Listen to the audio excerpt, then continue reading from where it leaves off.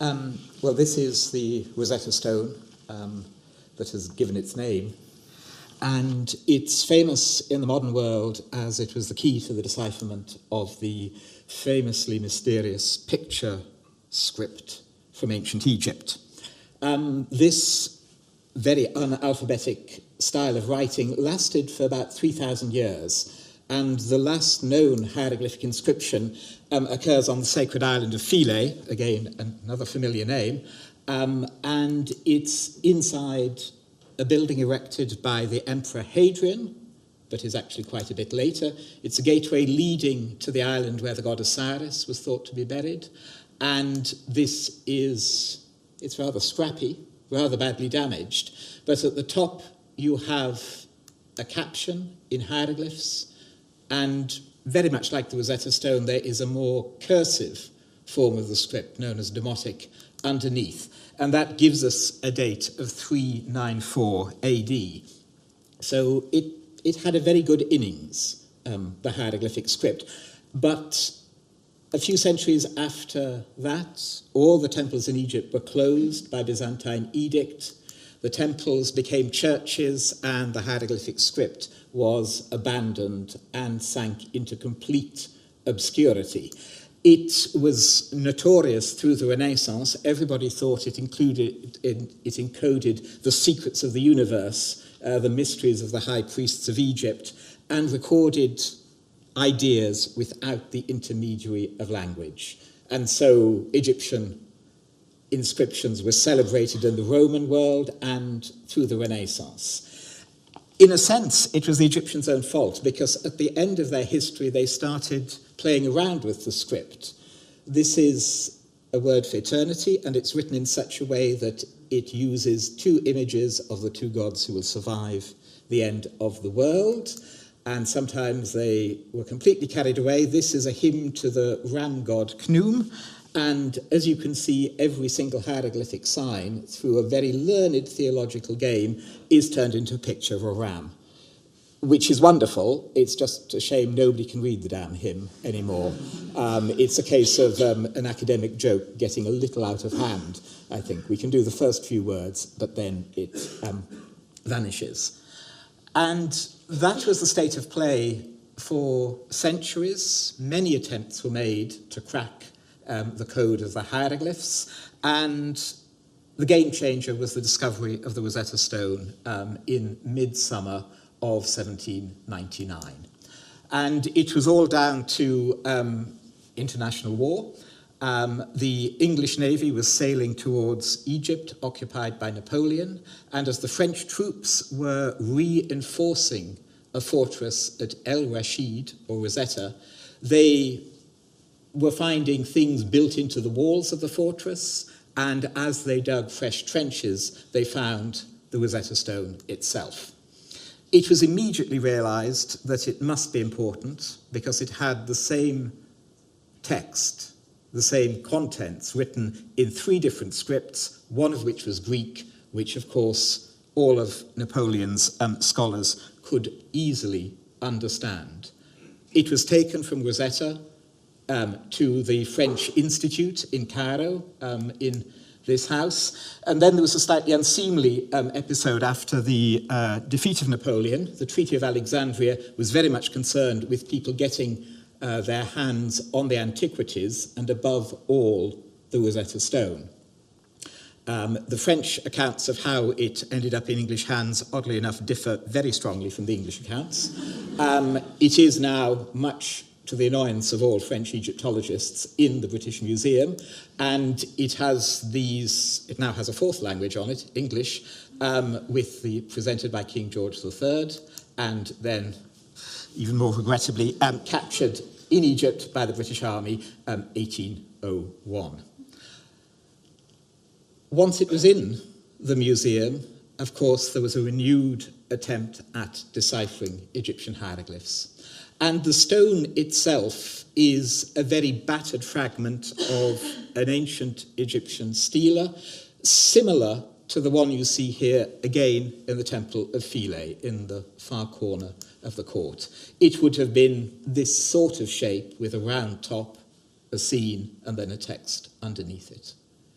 And this is another similar stele, which they are all priestly decrees issued by the traditional Egyptian priests in honor of the ruling dynasty who was of Greek descent.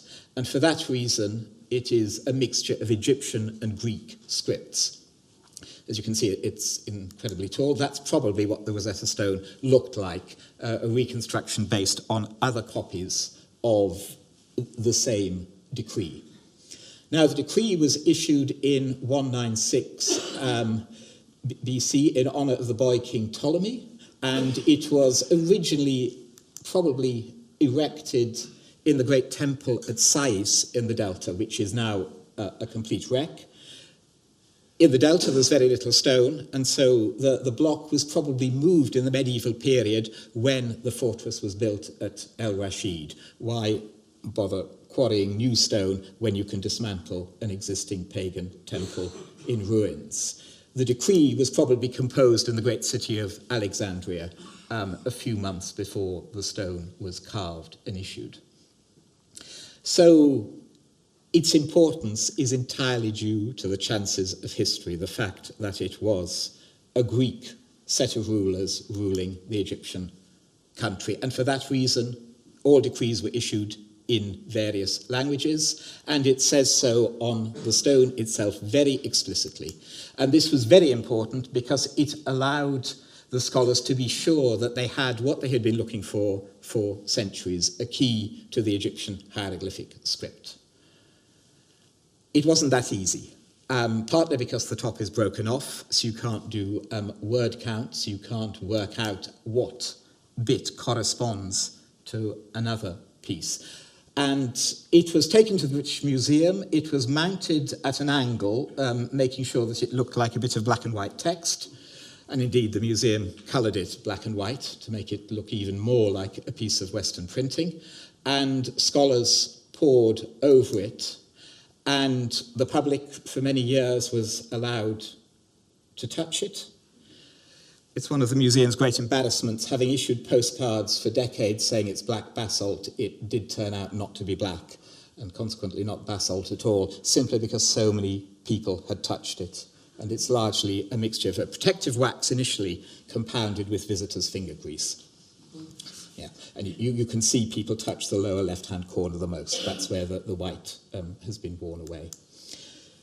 The figures that work towards the decipherment, the physicist Thomas Young made remarkable strides. He could identify certain groups, and he got the meanings of those groups of hieroglyphic signs absolutely correct.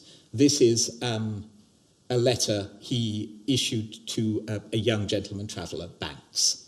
However, being a good English gentleman, he believed the classical authors absolutely, and all the classical travellers had stressed the fact that the ancient Egyptian script recorded ideas through images and not through signs recording sounds. And who was anyone in the modern world to doubt the classics? And he managed to work out an alphabet, but it was an alphabet that was only used in writing the names of the foreign kings, such as Ptolemy of Greek descent. And here you can see how, using the Rosetta Stone, he could get quite a lot of a full alphabet. You needed more signs, of course, to get the full alphabet, and this is where Philae comes in again. Here is the main entrance to the temple. Just in front of it, you can see there is a stone stand, which originally had an obelisk on it. To the right, there's an empty space, and that is because the gentleman traveller William Banks found it and brought it back to Kingston Lacey. And they were hugely excited because there are hieroglyphs on the obelisk, and then at the bottom there is a Greek inscription. So it looked as if it was going to be another bilingual key to hieroglyphs. In actual fact, the texts are completely unrelated and say entirely different things. So it was a bit of a false start. But the Greek text in particular is being fully re-examined. It is very worn and battered, as has been said. The other person who came into the game was the French scholar Jean-François Champollion, who developed an alphabet, possibly knowing slightly more of Thomas Young's work on the Banks obelisk than he ever admitted. Nobody who is French believes that for one moment. He is greatly celebrated, and he made the vital breakthrough in 1822. And it has to be said it was a breakthrough that Thomas Young was intellectually incapable of making. Young believed the classical accounts. Champollion realized that Egyptian hieroglyphs did not only record the sounds of the names of the foreign rulers, such as Ptolemy, they also recorded the sounds of the Egyptian language. And this was the way that enabled him to suddenly start being able to read the hieroglyphic script. This is the alphabet that he devised with the help of Thomas Young, unwittingly, and he was quite capable of using it in jokes and bits of writing and dedications. But the key thing is the mixture of sound signs and picture signs. And the British Museum always uses the word for cat, which happens to be meow in ancient Egyptian. And you can see the first three signs are representing the sounds of the word, and then at the end there's, of course, a picture sign. And this fusion of sound and picture signs is the thing that baffled the classical authors and caused the hold-up in reading the script, in recognizing how the script worked. Once the Rosetta Stone provided the key, suddenly 3,000 years of written culture became readable, not overnight, but within a couple of months. Champollion knew the descendant language of ancient Egyptian. Once people realized how the script worked, it was plain sailing from there onwards. And of course, this means the Rosetta Stone has become an icon of decipherment and translation. Round about the time the Rosetta project was being moved forward, it was the bicentenary of the discovery of the stone in 1999, and at this time the museum decided to conserve the stone. This is one of the very early meetings. You can imagine everybody was terrified in case we accidentally erased the inscription. And it was gradually cleaned of the white infill, modern, and the protecting layers of wax and finger grease, and turned out not to be black basalt, but to be a grey granodiorite with a pink streak. And this is the exhibition that Colin Pillinger saw when the stone was for the first time since antiquity put the right way up, and it actually stood on its base remarkably well. Everybody had lots of chocks and bits of things to catch it in case it fell. There was no need. It just, once it was upright, it stood perfect. And we were very lucky to have, as part of the exhibition, though the design office has been unable to track down photographs, a model of the Rosetta space probe, which was the final thing that people saw as they left the exhibition. And it was a wonderful way, an absolutely marvelous opportunity of reminding people quite how iconic the Rosetta Stone has become. And ancient Egypt is usually used when people want something trivial and exotic to give a burst of free publicity. And it was such a pleasure to work with Colin Pillinger, who brought to it nothing like that. It was a deep understanding and sympathy. And so it was a wonderful way of merging the modern and the ancient as people left the exhibition. As a result of the exhibition, to conclude very briefly, it was decided that in future it should go back into a permanent case to stop more finger grease, and we should also decide to display it the right way up. And here you can see the movement of the stone into its now permanent case in the Egyptian Sculpture Gallery, which happened in 2004. And it is possibly the most visited, most popular single item in the entire British Museum. And as such, of course, it has become an icon of humanity's attempts to understand other cultures and other things. It's had quite a remarkable visual reception. It's constantly been requested. This is a replica that people can still touch in the King's Library. It has become the subject of novels, of Japanese cartoons, and is by far the best-selling bit of merchandise in the whole of the British Museum's commercial paraphernalia. They discontinued the milk chocolate Rosetta Stone, I'm very sad to say.